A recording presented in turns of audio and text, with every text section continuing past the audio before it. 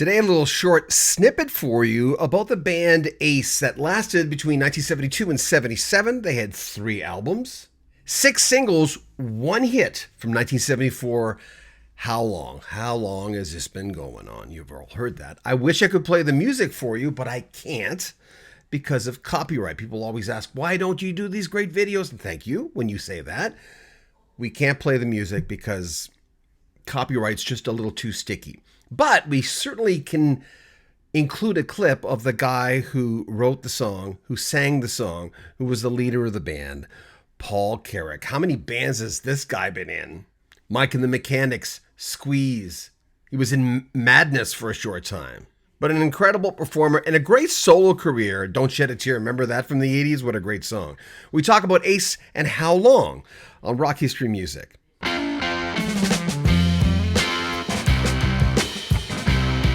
When Ace and How Long, I mean, I know that's your song and you sang it, but what did that feel like? I mean, it's yours. You created it. The band. It was a great time in music. I love the '70s, love the mid '70s. But how did it feel for you? I mean, how did your friends and family react to that? It was pretty exciting. I mean, like I say, I'd been from leaving school at 15. I had been living hand to mouth. We had this little band, Ace, playing in pubs for beer money. We made a record somehow, and it had this big old hit. I mean, it was exhilarating, and it brought us to the States and all that. But then it got a bit scary because we were suddenly, our first tour of the States was opening up for Yes in the arenas, and we were this dodgy little bar band, in our scruffy T-shirts and no show or anything, winging it. And, how did the audience react to you? Because you were like different bands.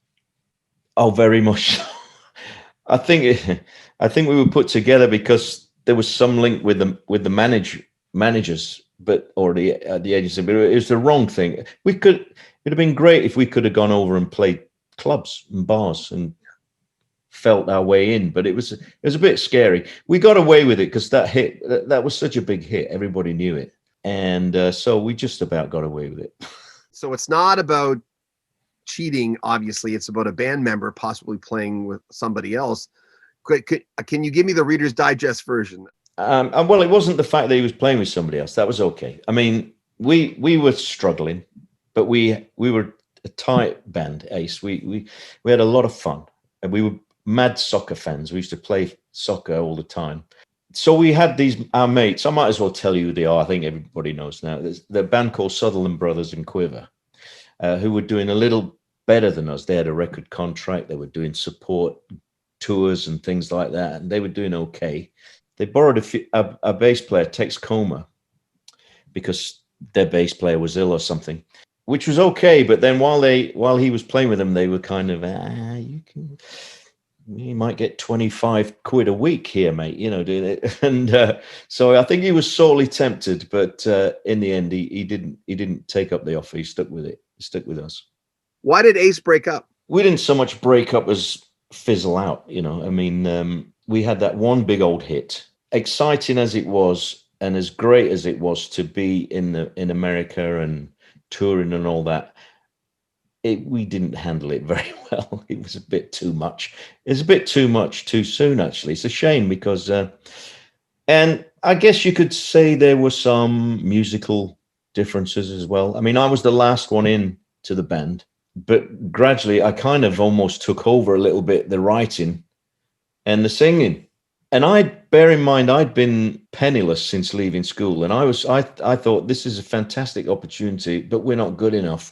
We should get our act together, we should work at this, and it could be really great. But the other guy, one or two of the other guys in particular were, they didn't think that was a good thing. That was honest. They wanted to, I don't know, play more kind of blues kind of stuff or improvise a whole lot, those sort of things. But so anyway, by and large, we had the one hit and we never followed it up. So we gradually went downhill. Yeah. Did you start with the guitar first or the piano?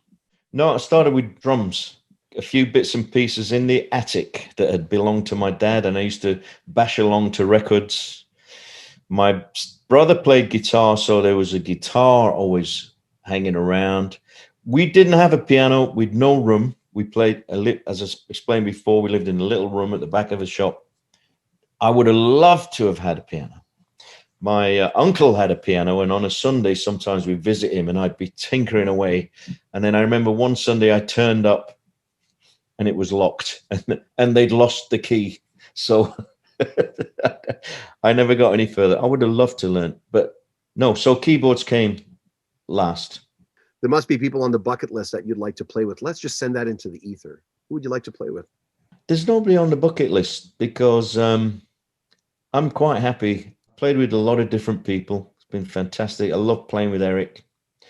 But I've got my own thing to do. So, but I mean, there's so many artists, obviously, you know, I respect and love, but I'm not waiting for the phone to ring because I, you know, what time I got left, I'm spending on myself, on my own thing, and trying to leave what I can. I mean, what song are you most proud of? Is there one that stands out?